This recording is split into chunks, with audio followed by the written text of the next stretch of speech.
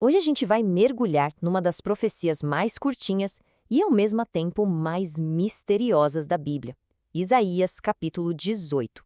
São só 7 versículos, mas que descrevem uma superpotência assustadora, uma observação divina em silêncio e uma reviravolta, ora, totalmente inesperada. Vamos juntos decifrar essa mensagem tão enigmática? E a profecia já começa com essa imagem. Que imagem poderosa e cheia de mistério! Ai da terra que ensombreia com as suas asas. Mas o que será que isso quer dizer, hein? Estaria falando de navios com velas que parecem cobrir o mar?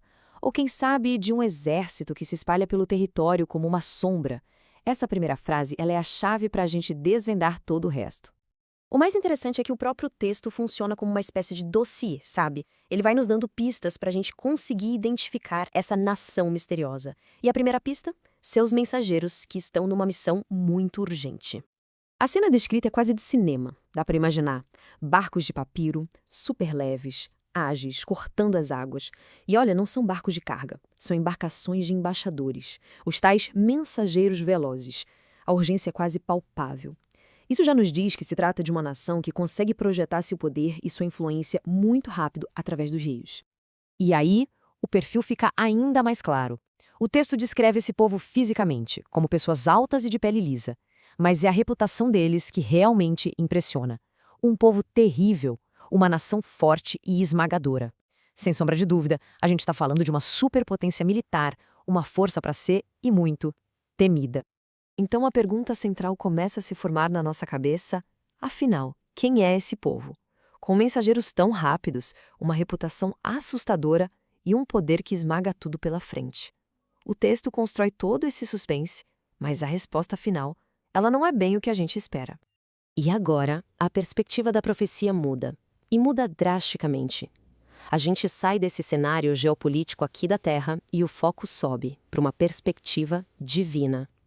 Enquanto essa nação poderosa está agindo, se movendo, outra coisa está acontecendo, um silêncio muito, muito atento. E é aqui que a profecia nos dá uma imagem impressionante. Enquanto a nação poderosa se agita aqui embaixo, a declaração que vem do alto é: estarei quieto, olhando.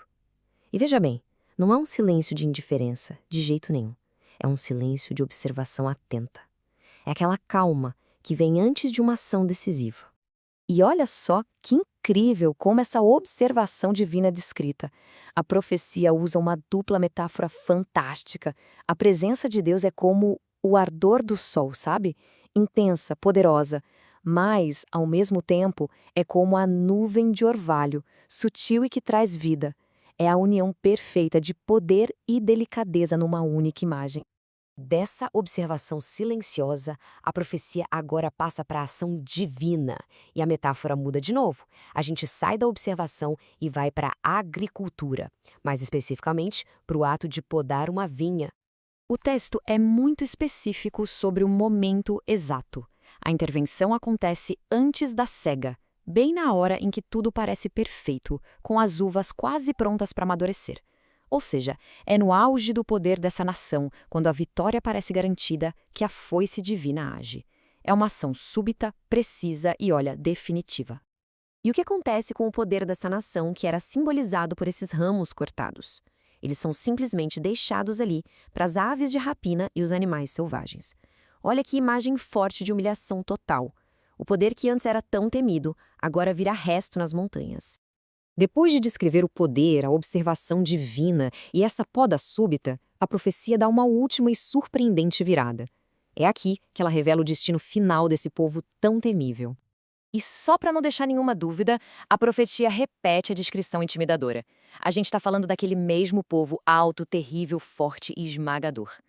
Essa repetição é fundamental, porque o que vem a seguir muda completamente o jogo.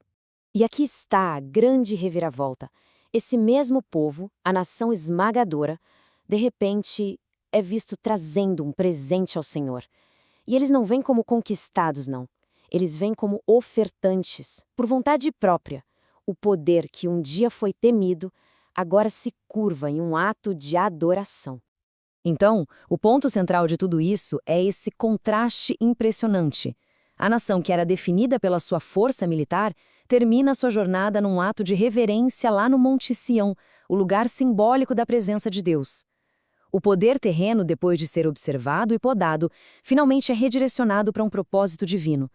Isso tudo nos deixa com uma pergunta muito poderosa para refletir.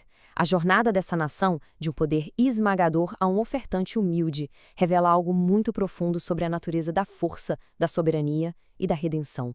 O que essa história antiga, de terror transformado em tributo, pode nos ensinar sobre o nosso próprio mundo hoje?